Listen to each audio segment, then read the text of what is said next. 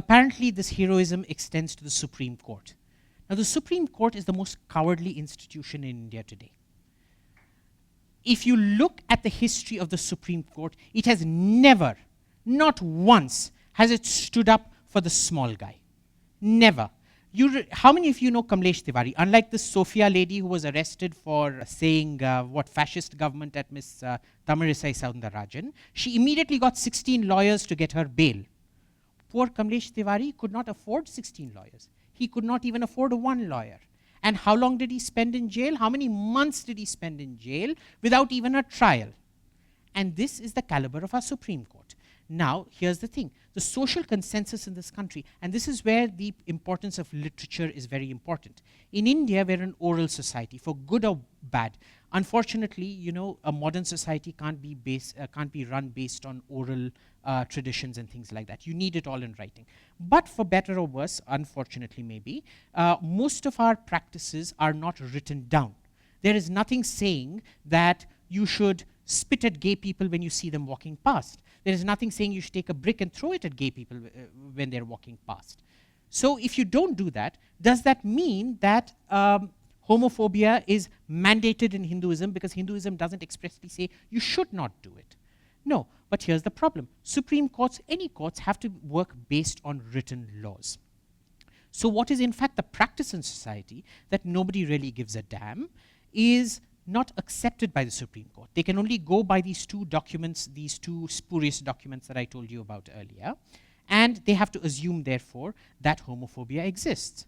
But here's the other thing. We allegedly have a government full of raging Islamophobic, cow-loving, Muslim lynching, Christian church burning bigots in power at the moment.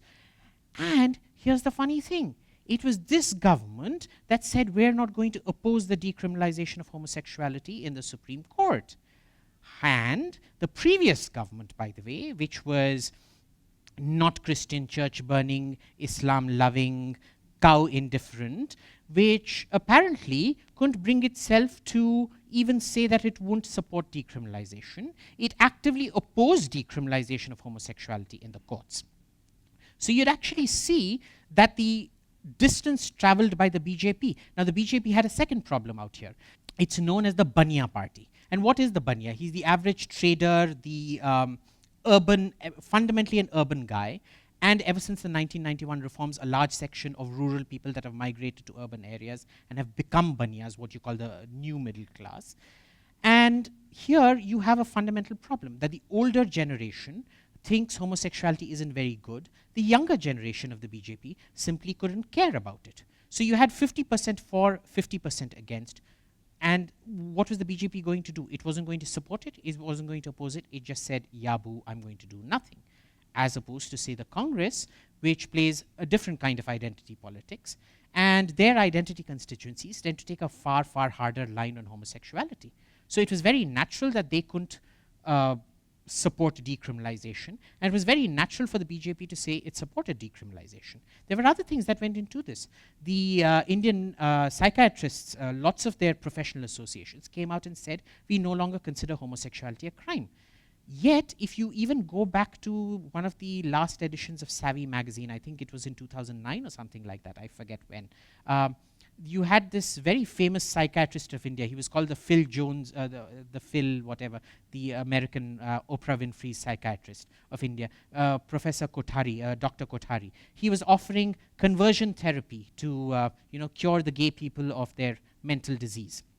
And he was the president of a psychiatric association, by the way. That's no longer the case. So you had all the doctors and psychiatric associations say, you know what, homosexuality isn't a mental disease. You had the BJP said, hey guys, we're not opposing you. You have the Congress saying, oh, we don't really know, we don't have the numbers in Parliament, so we're not going to open our mouths about this. We'll just make gratuitous statements in Parliament and outside Parliament. Finally, you had the Indian people. The unwritten hero out here is the Indian common citizen who didn't throw fatwas, didn't throw death threats, didn't go protest outside the Supreme Court against the decriminalization of homosexuality, and said, you know what, guys, just do what you have to do. And gee, guess what? After that entire social consensus, yeah, boo, the Supreme Court does something so brave, it just validates what everybody else has been saying for the last 10 years. Yay, clap, clap, clap. So brave. I wish all our soldiers were this brave guarding the frontiers. No. So then we move on to the judgment itself. And I find this is a very dangerous judgment. And at some point, I think it has certain elements of this judgment have to be repealed. The most important thing, the most dangerous thing in this judgment is this reference to majoritarianism. Now, generally, people can agree that fundamental rights are fundamental because they can't be subjected to public will, right?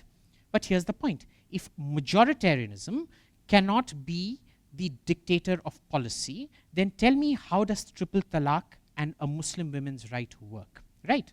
So here's the thing. There are two rights out here. One is the right of the Muslim woman, and the second is the right of the Muslim to practice his or her religion.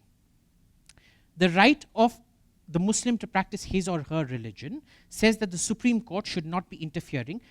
No majoritarian interference. These are all Hindu judges sitting out there. No majoritarian interference in triple talaq. How dare you do that? But here's the other thing. If you consider the rights of the Muslim woman in this case against triple talaq, against the majority of Muslim men who support the All India Muslim Personal Law Board on this, which majoritarianism are you taking into account? How does this apply to Kashmir, for example? What is a majority? This is a very, very slippery slope. It's a very, very dangerous slope. And has it actually been an epochal event? I would say emphatically not. It has come last. It has been absolute anticlimax. It has normalized what we have respected and done culturally for a very, very long time. Finally, the laws caught up with what we do as a culture. There is no bravery in this. The next steps are going to be legalizing gay marriage, finding some kind of legal protections. But more than gay people, give a thought to the transgender people. They're the ones who really, really, really need this. So please, enough of the fake victimhood. Move on and give it to people who actually deserve it. Thank you.